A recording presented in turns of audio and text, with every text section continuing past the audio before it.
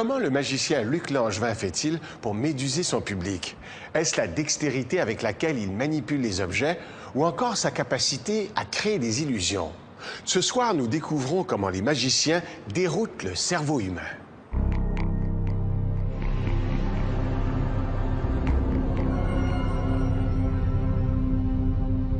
Il nous mystifie toutes les semaines à son émission d'Art TV. Et à chaque fois, c'est la même réaction, on n'en croit pas nos yeux. Est-ce que tu as déjà entendu parler de la psychokinésie? La psychokinésie Oui. de Fourchette. OK. Je vais me placer juste ici. Oui.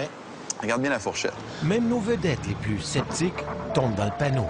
Ah, je taillis. J'ai besoin des deux personnes. Grâce à sa magie, Luc Langevin semble défier les lois de la gravité et de la physique. Mais Luc ne prétend pas avoir de pouvoir surnaturel. Il n'a pas de dons spéciaux. Son seul pouvoir, c'est sa capacité de construire des illusions. Il faut que ce soit quelque chose qui semble aller à l'encontre des lois de la nature qu'on connaît. Il faut que ce soit quelque chose qui semble impossible à faire si on n'a pas de pouvoir surnaturel. C'est l'illusion qu'on veut donner. C'est ça qui va faire rêver les gens. C'est ça qui va faire que les gens vont s'émerveiller comme lorsqu'ils étaient enfants et qu'ils voyaient le Père Noël. Ah! Ben voyons donc!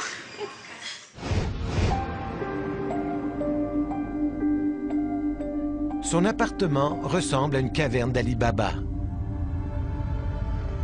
Mais parmi tous ces objets de magicien, il y a quelque chose qui détonne.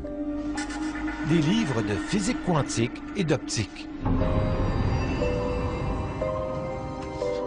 C'est qu'avant d'être magicien, Luc Langevin était un chercheur. Il a une maîtrise en optique et il se sert de la science pour faire de la magie. La ligne entre la science et la magie est mince, si je peux dire, parce que ce qu'on qualifie de surnaturel est très subjectif. Ce qu'on qualifie de surnaturel, c'est ce qui est en dehors des lois de la nature que l'on connaît. Mais si on ne connaît pas toutes les lois de la nature, certaines choses très naturelles peuvent nous paraître magiques. Les magiciens refusent normalement de dévoiler leur code secret. Mais pour nos besoins, Luc Langevin a accepté de lever le voile sur certains aspects de son art. Il est possible de faire tenir un objet en suspension dans les airs par magnétisme. Si on place des éléments très puissants dans une certaine configuration, un objet peut être soutenu dans l'espace, sans ficelle, sans rien. Donnez-moi votre doigt. Et ça s'apparente beaucoup à de la magie. Il n'y a pas de fil, il n'y a pas rien. Ça tient dans les airs. Pourtant, c'est un phénomène tout à fait naturel, mais c'est pratiquement de la lévitation. Ah, ben oui. Évidemment, si j'essayais, ça ne marcherait pas. Voulez-vous l'essayer? Ouais. C'est pas facile, par contre. Oh, parce que je l'ai pas eu.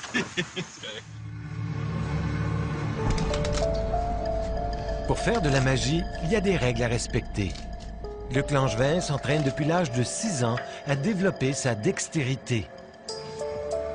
Son objectif, réussir à tromper notre vision. Dans certains cas, c'est la vitesse d'exécution qui est primordiale. Les magiciens ont plusieurs tours dans leur sac. Ils utilisent 3 types d'illusions pour faire de la magie. Il y a d'abord la plus connue, l'illusion d'optique, comme ce crayon dans un verre d'eau. Ici, c'est la réfraction de la lumière qui trompe notre vision.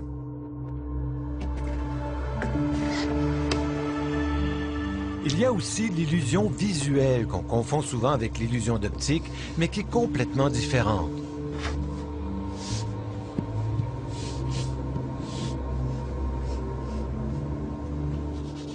Ce sont les peintres qui, à travers les siècles, ont créé ces illusions en nous faisant croire qu'il y a de la profondeur sur une surface parfaitement plane.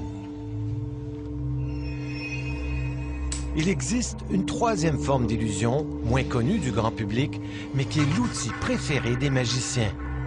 C'est ce qu'on appelle l'illusion cognitive, l'illusion qui trompe notre mémoire visuelle.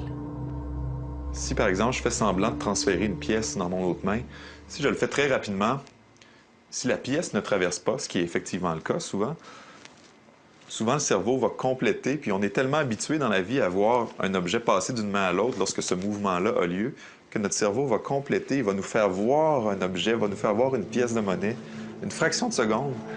Et c'est ce qui va faire en sorte que l'illusion va être réussie, en fait. Donc, on utilise ces failles-là du cerveau humain. Voici comment cela fonctionne. Chuck adore courir après les balles. Même lorsque son maître fait semblant de la lancer, Chuck part à la course. Il n'a pas vu la balle partir, mais sa mémoire visuelle lui dit qu'elle a été lancée. Son cerveau vient lui jouer un tour. C'est toujours le cerveau qu'on trompe, puisque la vraie magie n'existe pas. La vraie magie se passe dans la tête des gens. Nous, les magiciens, on fait quelque chose et c'est les gens qui interprètent que quelque chose vient d'apparaître, vient de disparaître, vient de se téléporter. C'est pas le cas. Pour comprendre comment les magiciens font pour tromper notre cerveau, nous nous sommes rendus à Phoenix, en Arizona, dans un des plus grands centres de recherche sur le cerveau des États-Unis. Susana Martinez-Condé de l'Institut neurologique Barrows est la seule chercheuse au monde à étudier l'impact des tours de magie sur le cerveau. Le magicien et le scientifique ont plusieurs intérêts en commun. Tous les deux sont intéressés, entre autres, par la manipulation de l'attention. Elle et son mari, Stephen Macknick, s'intéressent à ce qui se passe à l'intérieur du cortex visuel. C'est que les yeux ne sont pas aussi performants qu'on le croit. La grande majorité des images qu'on voit ne sont pas en haute définition. Il n'y a qu'une toute petite partie de la rétine, la macula, qui permet une vision parfaite. Quand nous regardons une image, il y a moins d'un dixième de la scène visuelle qui est en haute définition. Pour le reste, nous ne parvenons pas à bien distinguer ce qui se passe. On croit, à tort, que notre système visuel fonctionne comme une caméra vidéo. En fait, la majeure partie de l'image qui entre dans le cerveau est floue. Lorsqu'on regarde, l'œil fait continuellement des bonds, des saccades sur l'image. À chaque déplacement de l'œil, nous sommes techniquement aveugles. Ce n'est qu'une fois que l'œil se fixe qu'on commence à percevoir, mais on ne voit que des fragments de l'image, les visages, les formes et le mouvement.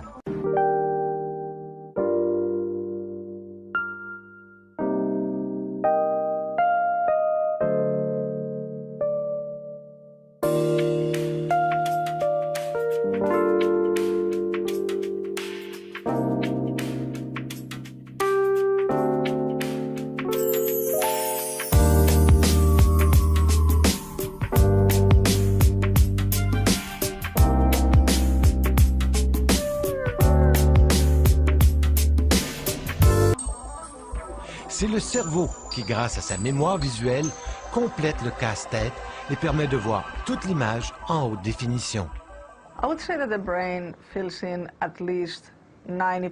Le cerveau génère 90% de l'information visuelle que nous percevons. D'abord, certains neurones dans le cortex visuel primaire ne distinguent que les formes et les contours des objets, mais ne perçoivent pas les détails à l'intérieur. Alors, chaque fois qu'on distingue les formes et les nuances d'un objet, c'est en fait plusieurs parties du cerveau qui les fabriquent.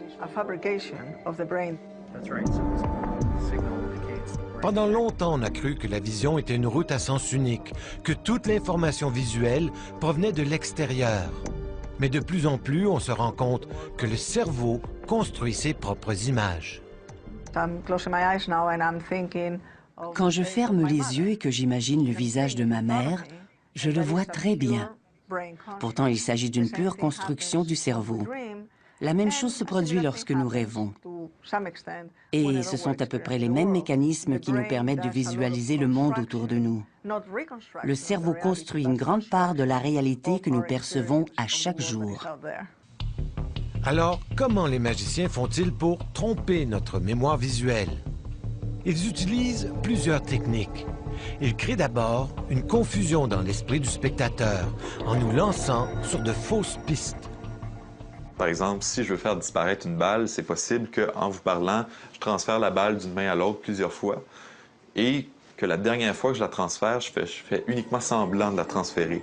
Mais comme la personne est habituée à me voir mettre la balle dans la main toujours pour de vrai, logiquement, elle suppose qu'elle est conditionnée à voir ça. Elle va être convaincue que la balle a été transférée dans la main alors que ce n'est pas le cas.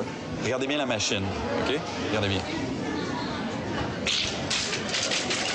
Mais la technique la plus puissante des magiciens, c'est leur capacité d'attirer l'attention du spectateur. On va essayer d'aller rechercher la carte de l'autre côté. Les magiciens contrôlent l'attention comme un toréador contrôle son taureau. Ils créent des fenêtres d'attention et comme le taureau, on ne voit rien d'autre que la cape rouge. Les magiciens savent très bien diriger l'attention de leur auditoire. Ils savent exactement comment tromper les gens, les flouer et les manipuler. Ils sont vraiment excellents pour ça.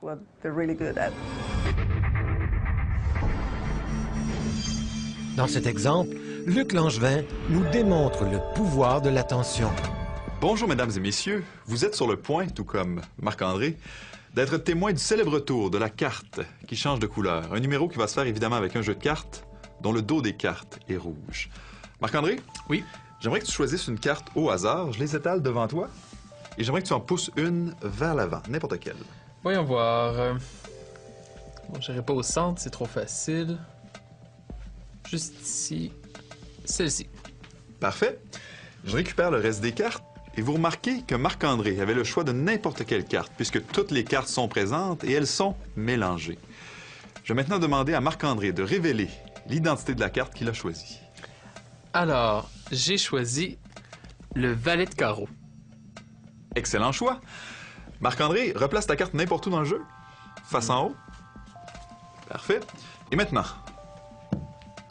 d'un claquement de doigts, tu remarques, Marc-André, que toutes les cartes sont toujours présentes, incluant ton valet de carreau, qui est juste ici, et son dos est toujours rouge. Rien d'étonnant. Par contre, le dos de toutes les autres cartes est maintenant bleu. Et ceci, mesdames et messieurs, était le tour de la carte qui change de couleur. Combien de changements avez-vous vus? Marc-André? Oui? Nous étions si concentrés à regarder les cartes que très peu de personnes ont remarqué les autres changements. Voyons voir. Bon, j'irai pas au centre, c'est trop facile.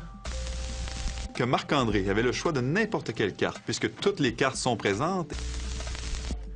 Le valet de carreau. Excellent choix. Et son dos est toujours rouge. Rien d'étonnant. Par contre, le dos de... On est conditionné dans la vie de tous les jours à regarder là où on juge pertinent de regarder. Et en fait, les magiciens exploitent cette faculté-là qu'on développe instinctivement, à regarder là où on croit que c'est pertinent de regarder. Susana Martinez-Condé et son mari cherchent à comprendre les mécanismes de l'attention. Pour le savoir, ils ont fait entrer dans leur laboratoire le magicien Magic Tony. On lui demande de faire de la micro-magie, c'est-à-dire que le tour se déroule dans le champ de vision du sujet. Grâce aux caméras de lecture de l'iris, ils savent exactement où le sujet porte son attention. Souvent, nous regardons, mais nous ne saisissons pas vraiment ce qui se passe. Même si l'information visuelle est bel et bien passée par la rétine de l'œil, on ne perçoit pas l'action dans son ensemble. Selon leurs recherches, il est très difficile de porter notre attention sur deux actions simultanées. On se concentre normalement sur une seule action et l'autre a tendance à disparaître. Quand vous voulez, dites-moi stop. Pour capter l'attention, les magiciens utilisent d'abord leur voix. Prenez la carte, la suivante. Regardez quelle lettre est-ce que c'est. Vous pouvez la montrer aux autres si vous voulez.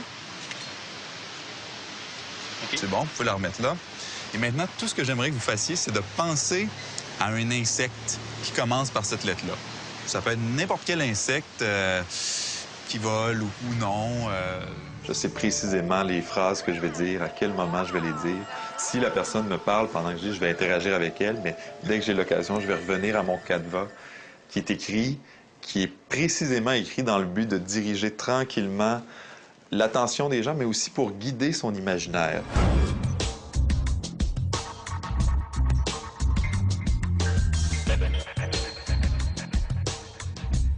Un tour de magie est une savante chorégraphie pour capter l'attention. Rien n'est le fruit du hasard. Regarde-la. Très souvent, c'est du hasard contrôlé. Très souvent, le magicien va savoir la carte avant même que vous la pigiez.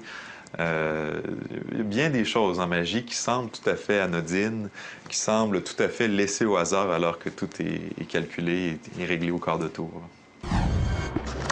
Ricardo. De manière scientifique, on peut voir l'univers au grand complet comme une grande recette, à l'intérieur de laquelle il y a plusieurs ingrédients tous mélangés. Oui. Et les scientifiques appellent ces ingrédients-là atomes ou molécules. Et une des façons par lesquelles ils peuvent se mélanger, c'est par un processus qui s'appelle la fusion nucléaire. Et ça ressemble un peu à ça.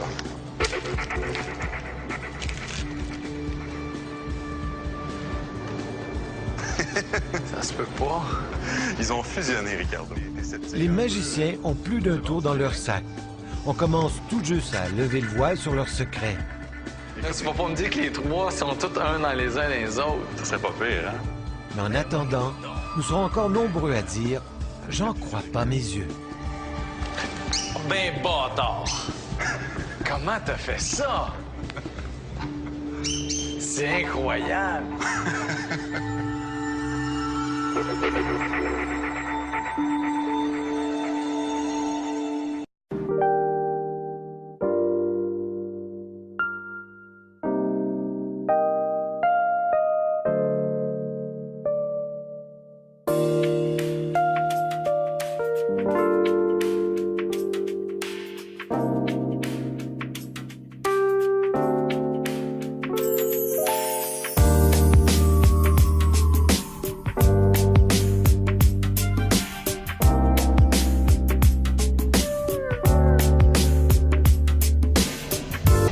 J'ai besoin des deux personnes.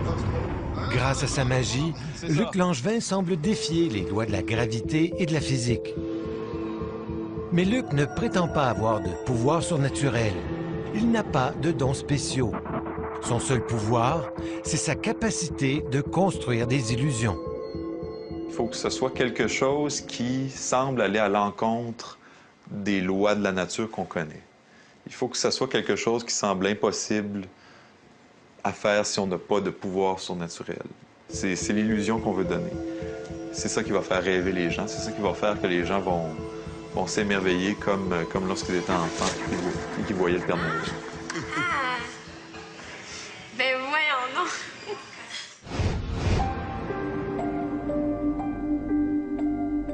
Son appartement ressemble à une caverne d'Ali Baba.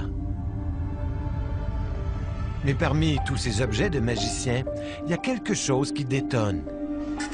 Des livres de physique quantique et d'optique. C'est qu'avant d'être magicien, Luc Langevin était un chercheur. Il a une maîtrise en optique et il se sert de la science pour faire de la magie. La ligne entre la science et la magie est mince, si je peux dire, parce que ce qu'on qualifie de surnaturel est très subjectif. Ce qu'on qualifie de surnaturel, c'est ce qui est en dehors des lois de la nature que l'on connaît. Mais si on ne connaît pas toutes les lois de la nature, certaines choses très naturelles peuvent nous paraître magiques. Les magiciens refusent normalement de dévoiler leur code secret. Mais pour nos besoins, Luc Langevin a accepté de lever le voile sur certains aspects de son art. Il est possible de faire tenir un objet en suspension dans les airs par magnétisme. Si on place des aimants très puissants dans une certaine configuration, un objet peut être soutenu dans l'espace, sans ficelle, sans rien. Attendez-moi votre doigt. Et ça s'apparente beaucoup à de la magie. Il n'y a pas de fil, il n'y a pas rien, ça tient dans les airs. Pourtant, c'est un phénomène tout à fait naturel, mais c'est pratiquement de la lévitation. Ah, ben oui. Évidemment, si j'essayais, ça ne marcherait pas. Voulez-vous l'essayer? Ouais. C'est pas facile, par contre. parce que je l'ai pas eu.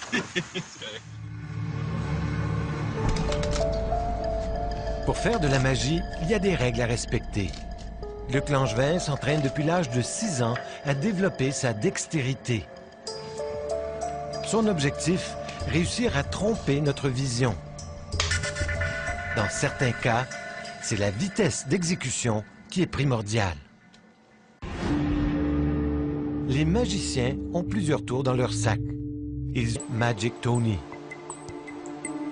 On lui demande de faire de la micro-magie, c'est-à-dire que le tour se déroule dans le champ de vision du sujet. Grâce aux caméras de lecture de l'iris, ils savent exactement où le sujet porte son attention. Souvent, nous regardons, mais nous ne saisissons pas vraiment ce qui se passe. Même si l'information visuelle est bel et bien passée par la rétine de l'œil, on ne perçoit pas l'action dans son ensemble. Selon leurs recherches, il est très difficile de porter notre attention sur 2 actions simultanées. On se concentre normalement sur une seule action et l'autre a tendance à disparaître.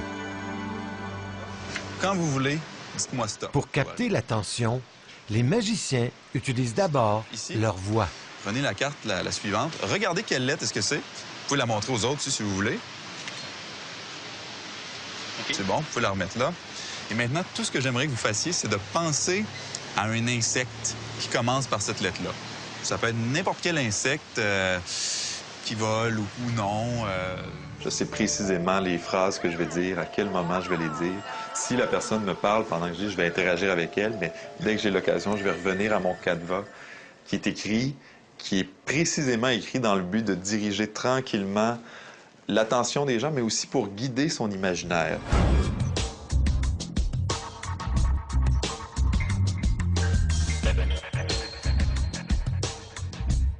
Un tour de magie est une savante chorégraphie pour capter l'attention. Rien n'est le fruit du hasard.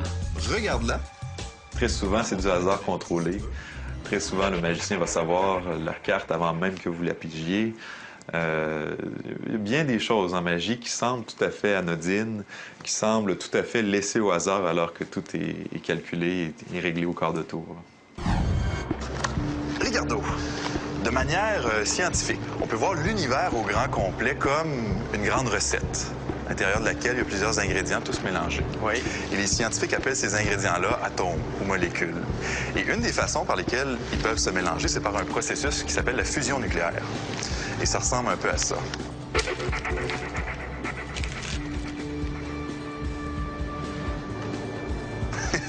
Ça se peut pas. Ils ont fusionné, Ricardo. Les magiciens ont plus d'un tour dans leur sac. On commence tout juste à lever le voile sur leur secret. Là, tu vas pas me dire que les 3 sont tous un dans les uns les autres. Ça serait pas pire, hein? Mais en attendant, nous serons encore nombreux à dire « J'en crois pas mes yeux ». Ben bâtard! Comment t'as fait ça? C'est incroyable! Fraction de la lumière qui trompe notre vision.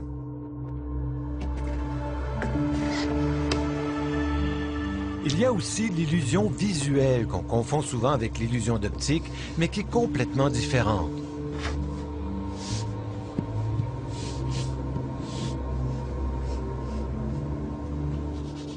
Ce sont les peintres qui, à travers les siècles, ont créé ces illusions en nous faisant croire qu'il y a de la profondeur sur une surface parfaitement plane. Il existe une troisième forme d'illusion, moins connue du grand public, mais qui est l'outil préféré des magiciens.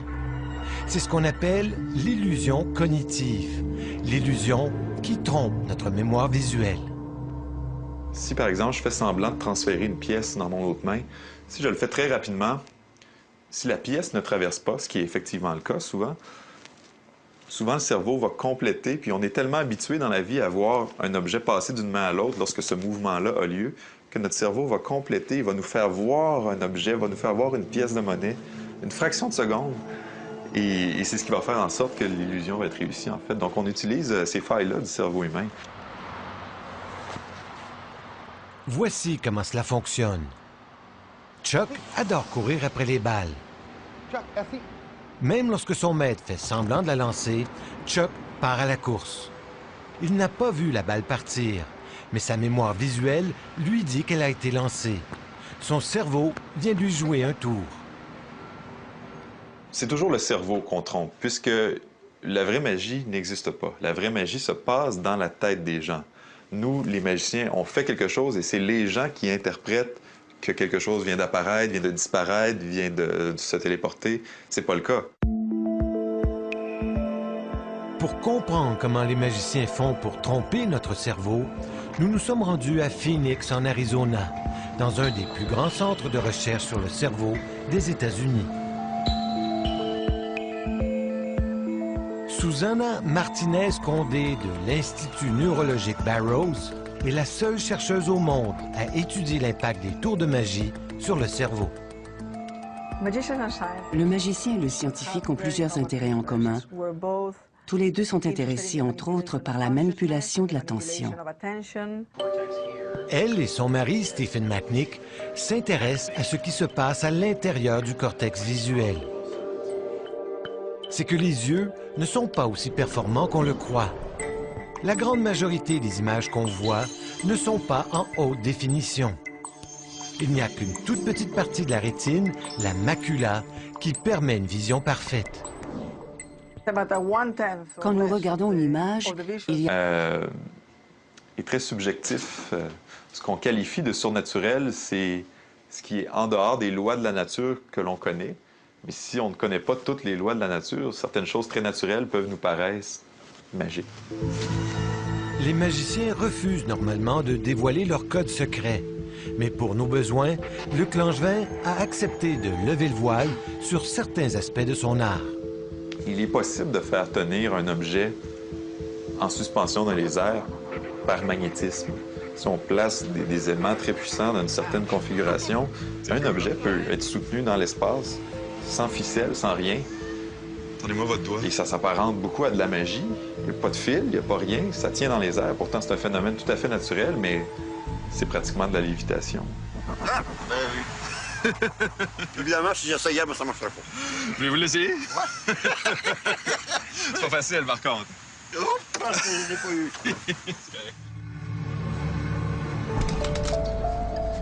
Pour faire de la magie, il y a des règles à respecter.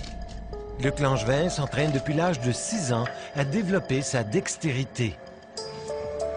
Son objectif, réussir à tromper notre vision. Dans certains cas, c'est la vitesse d'exécution qui est primordiale.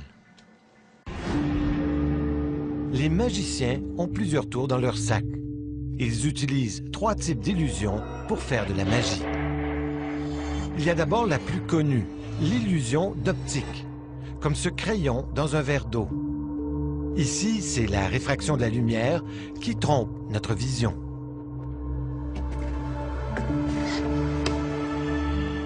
Il y a aussi l'illusion visuelle qu'on confond souvent avec l'illusion d'optique, mais qui est complètement différente.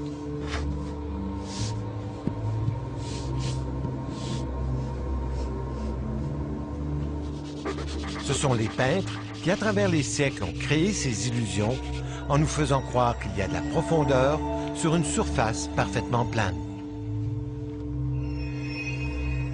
Il existe une 3e forme d'illusion, moins connue du grand public, mais qui est l'outil préféré des magiciens. C'est ce qu'on appelle l'illusion cognitive, l'illusion qui trompe notre mémoire visuelle. Si, par exemple, je fais semblant de transférer une pièce dans mon autre main, si je le fais très rapidement, si la pièce ne traverse pas, ce qui est effectivement le cas souvent, le cerveau va compléter, puis on est tellement habitué dans la vie à voir un objet passer d'une main à l'autre lorsque ce mouvement-là a lieu, que notre cerveau va compléter, il va nous faire voir un objet, va nous faire voir une pièce de monnaie, une fraction de seconde. Et c'est ce qui va faire en sorte que l'illusion va être réussie, en fait. Donc, on utilise ces failles-là du cerveau humain.